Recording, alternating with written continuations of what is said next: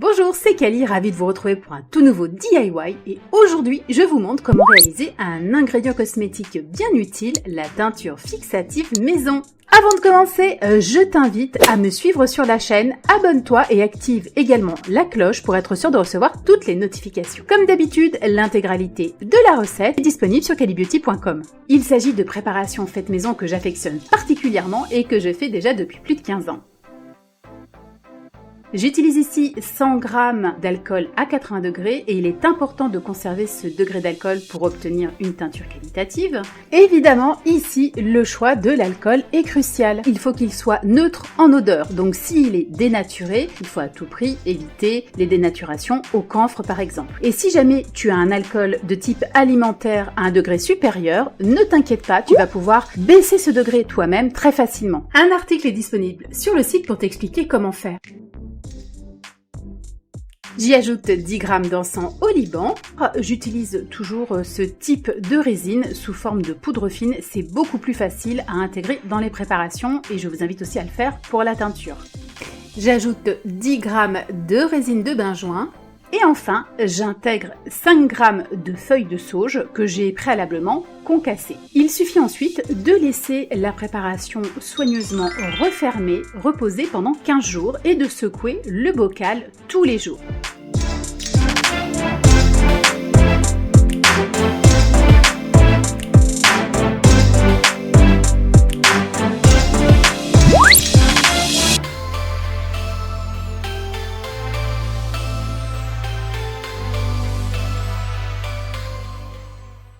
Ensuite, on procède à la filtration et la préparation est prête. Si on a envie de concentrer encore plus le résultat, il est possible, juste après d'avoir filtré la préparation, de laisser infuser à nouveau les mêmes quantités d'ingrédients. 2 weeks later. Je vous fais donc voir le processus de filtration pour avoir vraiment une teinture fixative qui est limpide. J'utilise d'abord une petite passoire simplement pour récolter les morceaux les plus importants, notamment de sauge. Je vais bien comprimer les résidus afin d'extraire le maximum de teinture. Et on a notre première filtration qui est faite. Ensuite, je vais tout simplement ajuster un petit filtre à café en papier tout simple à l'intérieur de ma passoire. Et je vais de nouveau refiltrer pour cette fois-ci éliminer tous les résidus qui peuvent rester des différentes résines utilisées. Il faut attendre que la teinture se filtre tout doucement et progressivement. Et voilà, après il ne reste plus qu'à étiqueter votre teinture et elle est prête à l'utilisation. Elle est donc parfaite pour tous les produits parfumants. Elle va permettre de faire perdurer un parfum plus longtemps, donc que ce soit quelque chose qu'on va appliquer sur la peau sous forme de spray, de vaporisateur ou bien de concrète de parfum huileuse solide, ou que ce soit également pour tout ce qui est brume d'ambiance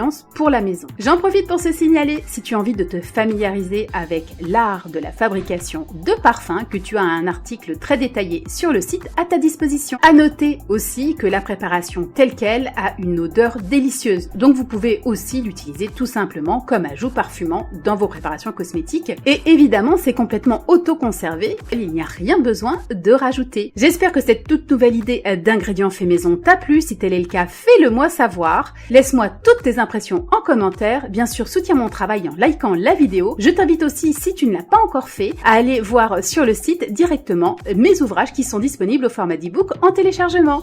À bientôt les calinettes!